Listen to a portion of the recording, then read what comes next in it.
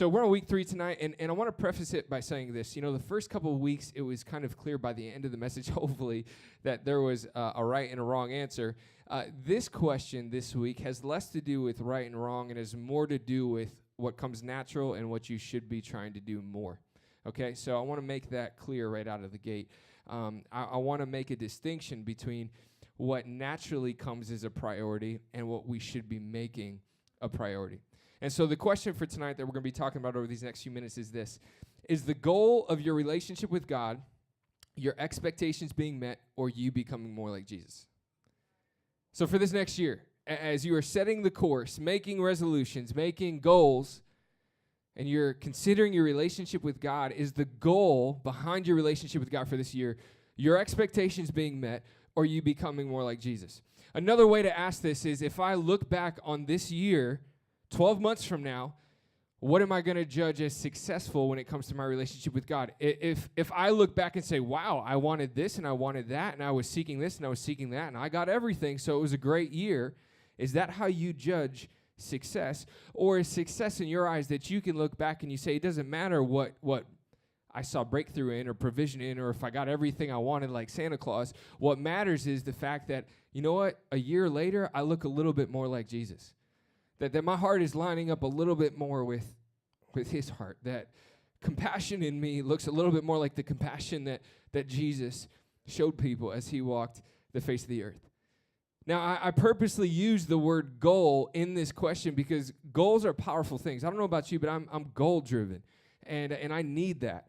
And the beauty of a goal is that, you know, it defines where you're going. It defines where I need to get to, and then it brings definition and direction to how I get there. And so, have you ever heard the quote, if you aim at nothing, you'll hit it every time, right? And so I believe that when you are assessing, as we've been doing throughout this series, and I'm setting this goal that I want to grow my relationship with God. I want to go deeper in God this year than I've ever gone before, and I don't want to be in the same place spiritually as I am right now. That there should be a goal in mind, that you should be able to identify what does success look like a year from now when it comes to my relationship with God. Now, expectations are something that we all have. Expectations are something that are very natural. They come to us. We don't even have to try. But what I want to pose to you tonight is that not expectation, but imitation is actually a healthier focus for your relationship with God. Not expectation, but imitation is actually a healthier focus. I don't know if you know this, but the Bible says in a number of different spots that we are called to be imitators of Christ, imitators of Jesus. Paul says it in Ephesians 5, 1 through 2, and he says it plain as day. He says, therefore be imitators of God as beloved children, and walk in love as Christ loved us and gave himself up for us, a fragrant offering and sacrifice to God.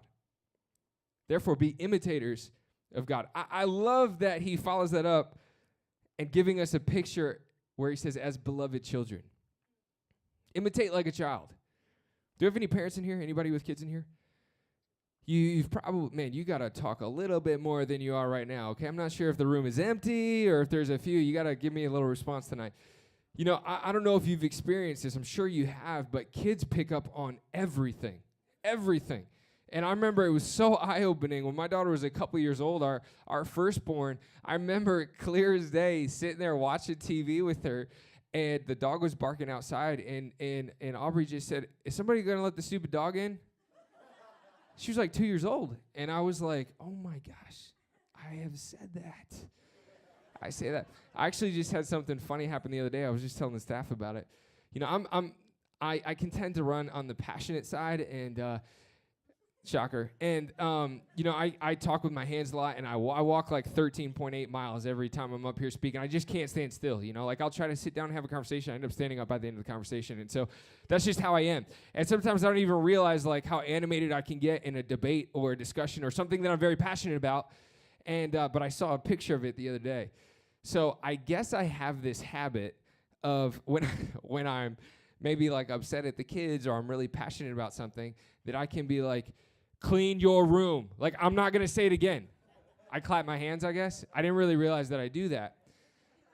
So a couple days ago, Aubrey's like sitting on the floor and Carter wants a toy, and I hear them like they start to go at it, and my wife and I look over, and Carter bends over to Aubrey and he goes, "I'm not going to say it again. You better give me the toy."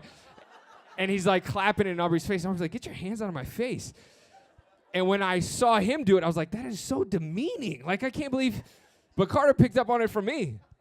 And it's just so funny because, kids don't have to work at imitating. To them, it's not work. To them, it's not a job. Kids will imitate you just because they like to hang around you, because they're around you all the time. They're there. They see the good and they see the bad. They pick up on the good and they pick up on the bad. And so for a child to imitate, it's not because they feel this need that they have to, or because it's work, or because it's a job, or because it's a calling, or it's a purpose on their life.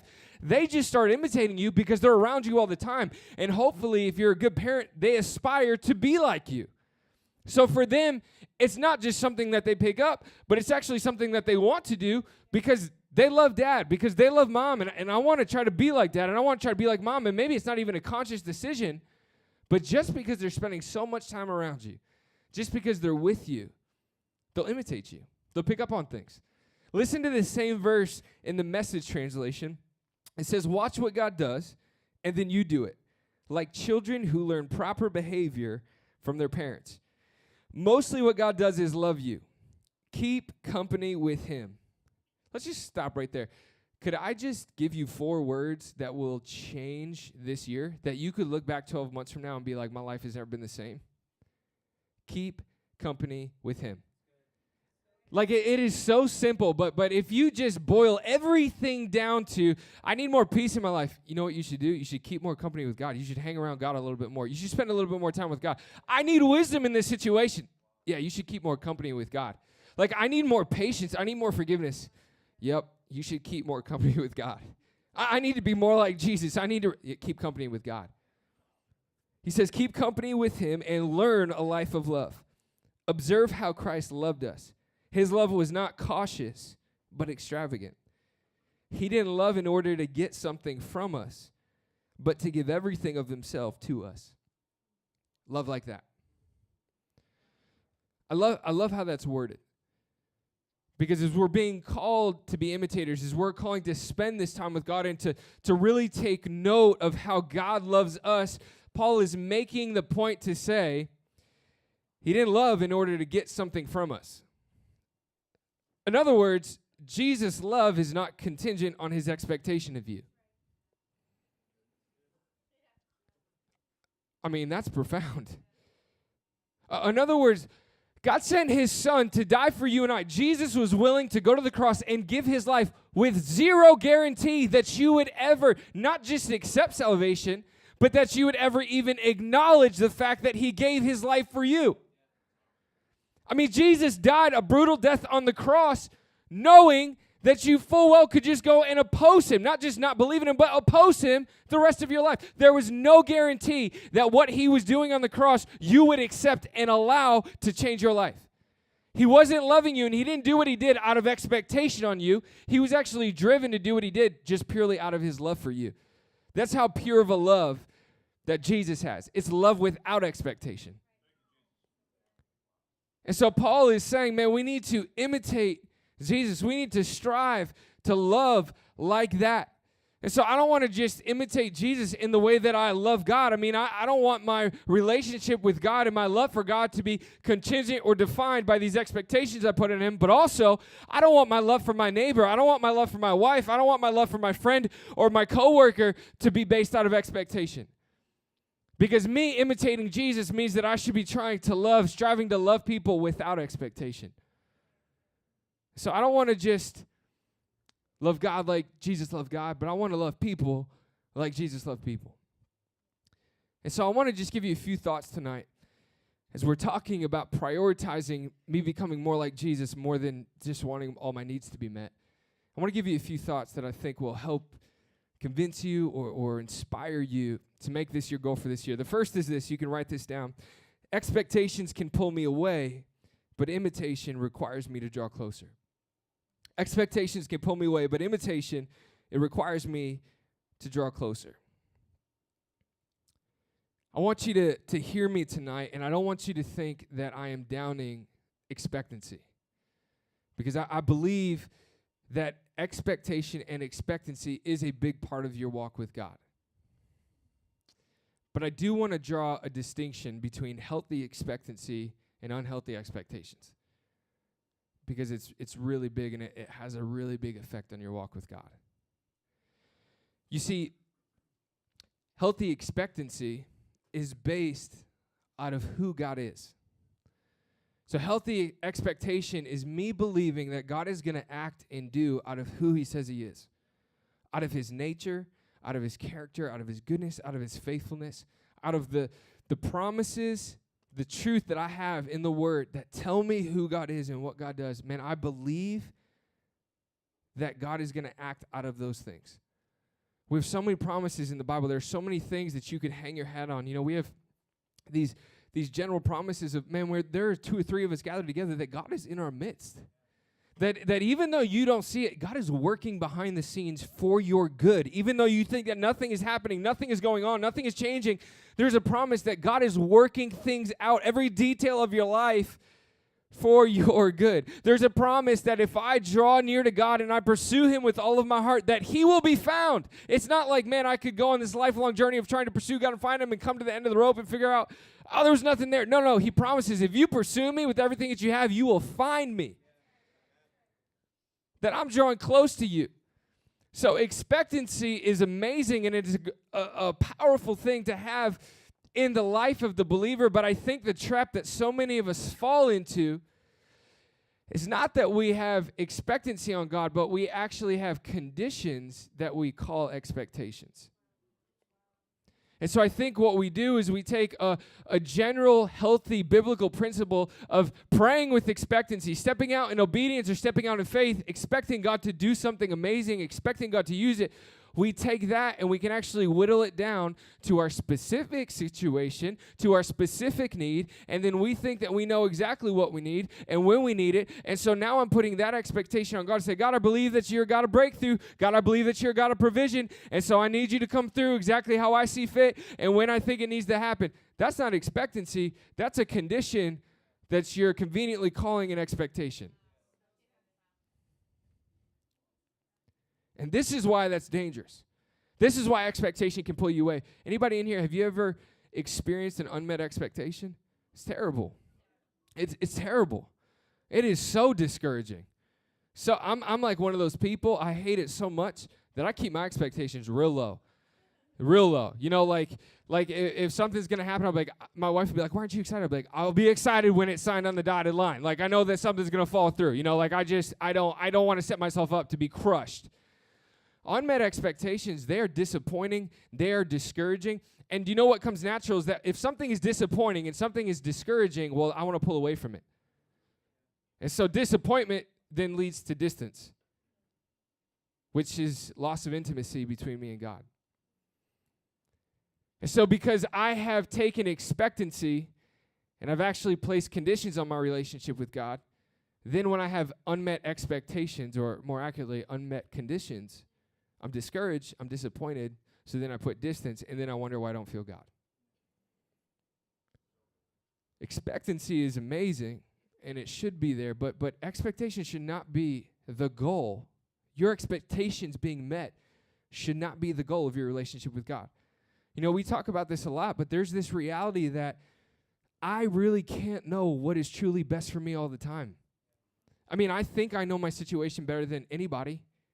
Maybe I know it better than any human, but God knows it way better than me because I can't see the big picture. I don't see everything that's at work. I don't see the hearts of everybody around me. I don't see my purpose and my destiny as clear as God has made it. I don't have the full picture. I'm looking at it from an incomplete point of view.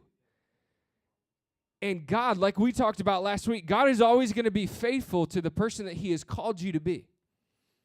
So when it talks about him working out all the details of your life for your good, it's not for the good of what you think is good in the moment. It's for the good of what he knows is good for the person that he's called you to be. And so the unmet expectation that has been causing you disappointment and leading to distance is actually for your benefit. I know you think you want this. I know you think you need this. I know you think you deserve this, but you don't see what I'm doing behind the scenes. Expectations, they have the power to pull you away. It's okay to have expectation, but your expectation should be based out of who you know God to be and not just of what you desire. When you put an expectation on God, it needs to be based and founded and focused on who God is and not just what you want. And here's the beauty in that. When my expectation, when my expectancy is based out of who I know God to be, of the word that I'm in and the prayer that I'm spending, and I'm trusting and I'm knowing and I'm declaring that God is good and God is faithful and God is never going to leave me, never going to reject me, never going to abandon me, that he's working things out. When it is based not on what I desire, but it's based on who God is, well, that frees me up that even when I don't see the breakthrough yet, even when I don't see my situation changing yet, it doesn't affect my trust. It doesn't affect my faith. It's not going to affect my obedience because my expectation wasn't based on what I was going to get anyways. It was based on who God is. Now, imitation has the power to draw you close because if you look at Jesus, all throughout Jesus' life, he gives the most amazing, incredible example of the importance of intimacy with God. You see, growing up, people can't find Jesus. Oh, he's in his Father's house. He's spending time with God. He's spending time in the Word.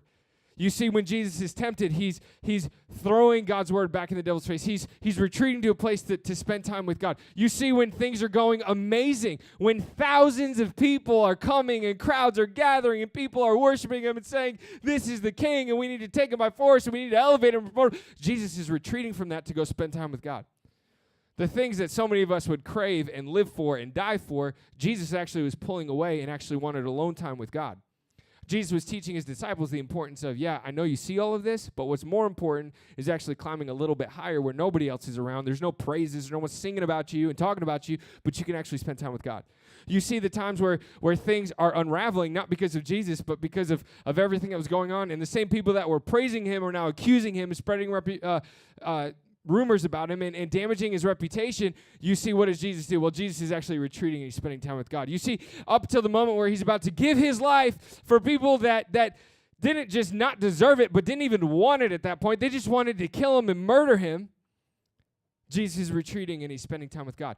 And what is Jesus' prayer in his most vulnerable moment ever? God, not my will, but yours be done.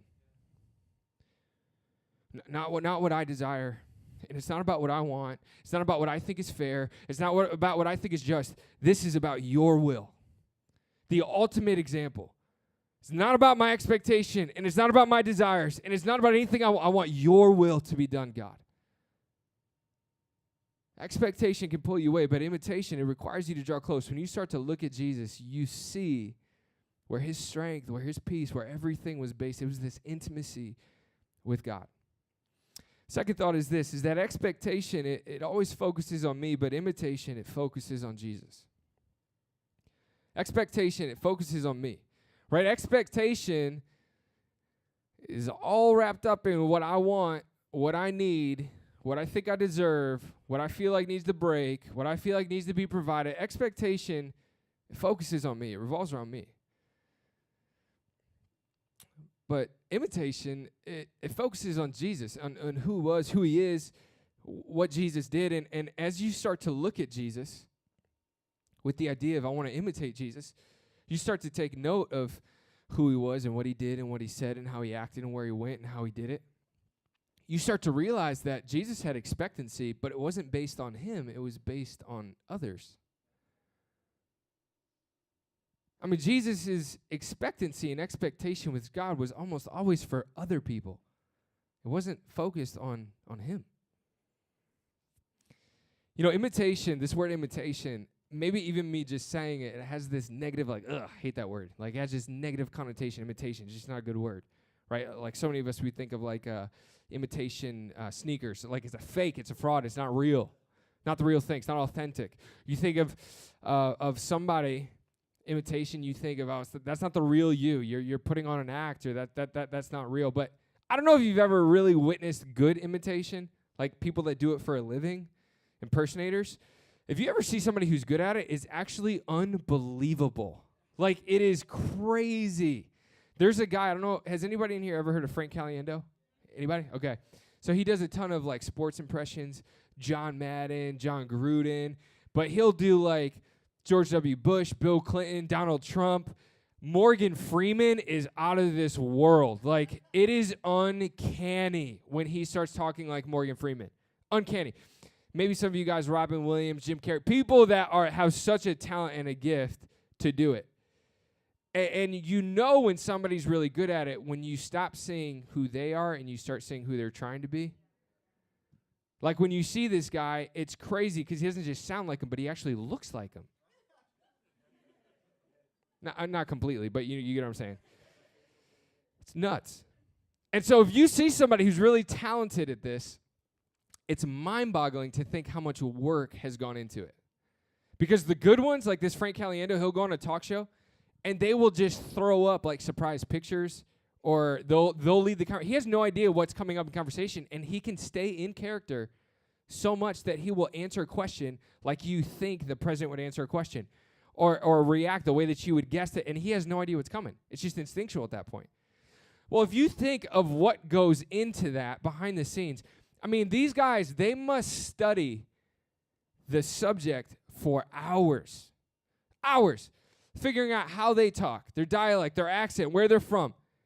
Figuring out not just the way that they sound, but the way that they look, their facial expressions, their mannerisms, if they use their hands, if they move around, how their body posture, all of this stuff, all is wrapped up into this picture of who this person is. So there's so much studying, analyzing, learning about the person that must go into this. But just because you know a lot about that person and you studied it doesn't mean that you could actually pull it off.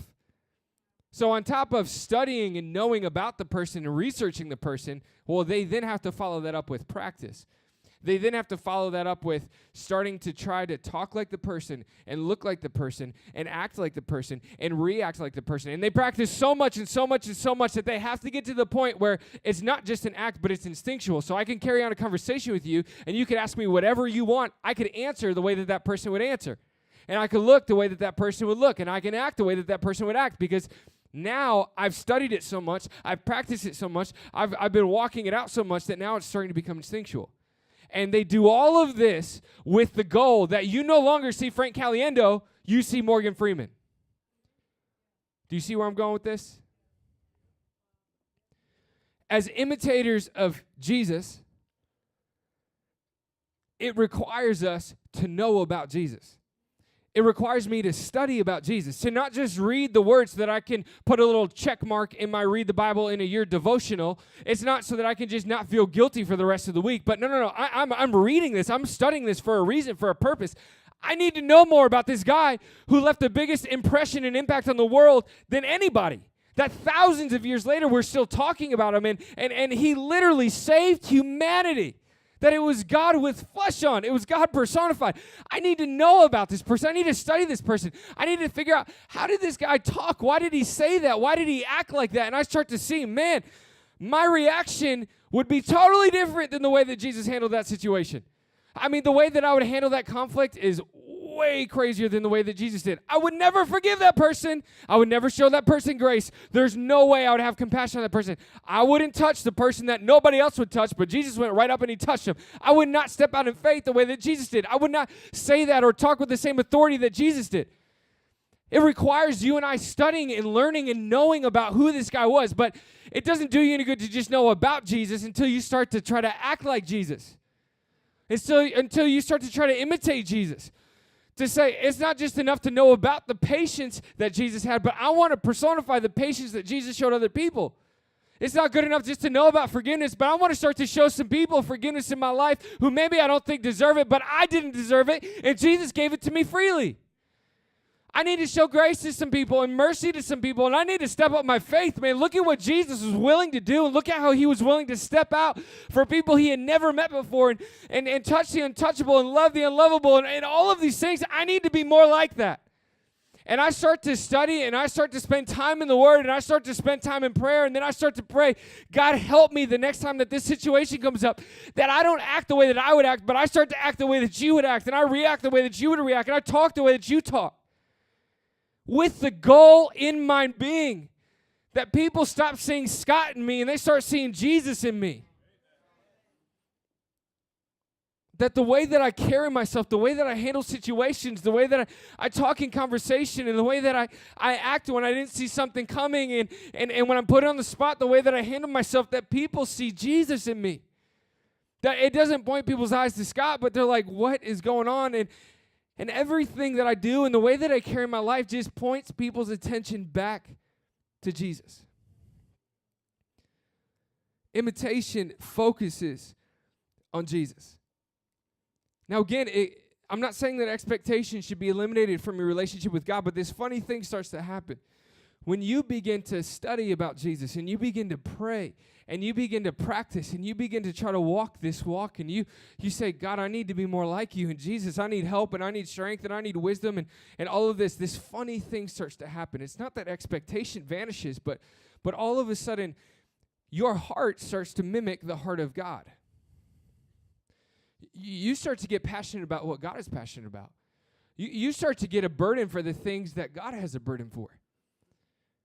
Your expectation now starts to mimic the expectation of God. Your desires start to mimic the desires that Jesus had, the compassion that Jesus had, the patience and the grace and the mercy that Jesus had. Expectations, they're always going to focus on you, but imitation, it requires you to focus on Jesus. This last thought as the band comes up and I close this out is that expectation speaks to what I can't do, but imitation speaks to what I can do. This is big. This is big. Because as I'm setting the goal for my relationship with God a year from now, I don't want it based on stuff I can't do. I'm not trying to sit on the bench and grow bitter for a year. Expectation, it points to things that are out of my control, but imitation, it points and it speaks to the things that I can do. You know, so much of your walk with God, so much of your relationship with God is about balance. And, you know, it's funny, it's referred to as a narrow road. It is narrow, man. You got to, like, tiptoe that road sometimes because sometimes there's not a lot that separates, you know, walking with authority and confidence and pride or humility and actually false humility. And there are so many areas in this walk with God where it just requires balance. And because of that, it requires you to spend time with God, to be close to God, to draw close to Him, because at any point, we're all susceptible to become unbalanced, to fall off, to choose convenience and comfort over what we're actually called to do and called to be. And this is one of those areas that I think balance is so crucial, because we need to always believe that God can do what we can't, but understand that we're called to do what we can. We got to always believe that God can do what I can't, but I'm called to do what I can. I think so many times, too many times, you Christians, we love to just sit down and we're like, oh man, I got so much expectation on God this year. This is going to be a good year. I'm just going to sit back and did I tell you what God's going to do for me this year? Yep. I'm just going to wait. I'm going to sit here. I'm going to wait for that to happen. And then you wait and you grow bitter and you question and you doubt. And, you know, the goal of this walk is not to just have expectation, but it's that you have calling and that you and I have this purpose of imitating Jesus and pointing people to Jesus. And I don't know about you, but it's funny how if you are stagnant for any amount of time, if you're not doing something for any amount of time, people are like bitter and angry who do nothing. Have you ever noticed that? Like they're depressed all the time, but like people who are doing something, like even if everything's not worked out, if I'm just doing something, I'm in a better mood, honestly. Like sometimes I'm like, man, I just need a couple days to just do nothing. I'm depressed, man. Like I want to, you know, I go to a dark place. But if I can just stay busy, I have more joy and I feel better about myself. So super practical. I mean, yeah, believe God for what you can't, but understand that you are called to do what you can do. And you're called to a walk. You're called to this calling of imitating Jesus and pointing people to Jesus in everything that you do. Paul says in one of the most famous scriptures, Romans 8:28, he says, we know that for those who love God, all things work together for good, for those who are called according to His purpose. I think this scripture displays this balance that we're talking about amazing. He starts off by saying, we know God's working all things out for good. So basically, he's saying we have an expectation. There's an expectancy that even though I don't see it, even though maybe I don't feel it, God is at work. I trust in the character of God. I trust in the nature of God. And so I have an expectation that God is at work. But I also know that there is calling and that there is purpose on my life, that there is something that I need to do. There's a walk that I need to walk, and that is imitating Jesus. So you see how Paul is saying that both of these things are so important. You know, as we are talking about this goal of your walk with God over this next year, I really do believe that one of the greatest measuring sticks of spiritual growth is, do I look more like Jesus than I did yesterday? Do I look more like Jesus than I did last month? Am I showing forgiveness like Jesus did? Am I showing grace like Jesus did? Am I starting to display patience and feel patience like Jesus did? Am I experiencing more peace in my life, not because I have less problems, but just because I'm spending more time with Him? I'm keeping company with God. And I'm not just reading to read, but I'm actually studying because I want to know. And I don't want to just know, but then I want it to change me, and I want it to get in me, and I want to start to practice this, and I want to start to walk this out. Imitation is a great measuring stick for spiritual growth. I think as Christians, you know, we're always talking about calling, and we're always talking about purpose. But I think too many times, calling in my mind points more to what I'm supposed to do, where I'm supposed to go, and when it's supposed to happen. And I think that godly calling has way more to do with who I'm supposed to be like than what I'm supposed to do, where I'm supposed to go, when it's supposed to happen. And here's the beauty of it. You could stress out for a year of where you're supposed to go, of when you're supposed to go, and what you're supposed to do, and be in the same place a year from now. But this is the beauty, is that if I wake up tomorrow and I just say, man, my number one goal, my number one priority is I want to act more like Jesus. I want to point someone to Jesus. I want to reflect Jesus in every conversation that I have, in every interaction. That's what I'm shooting for. That's the goal today. I just want to act like Jesus today. And then tomorrow you wake up and you're like, hey, number one goal, number one priority today, I just want to be more like Jesus.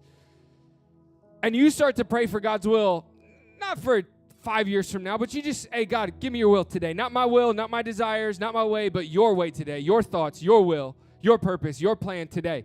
And tomorrow I'm going to pray for the same thing, and the day after that I'm going to pray for the same thing. You know what's amazing is that if you begin to walk in the will of God tomorrow and the day after and the day after, do you know where you end up 5 years from now?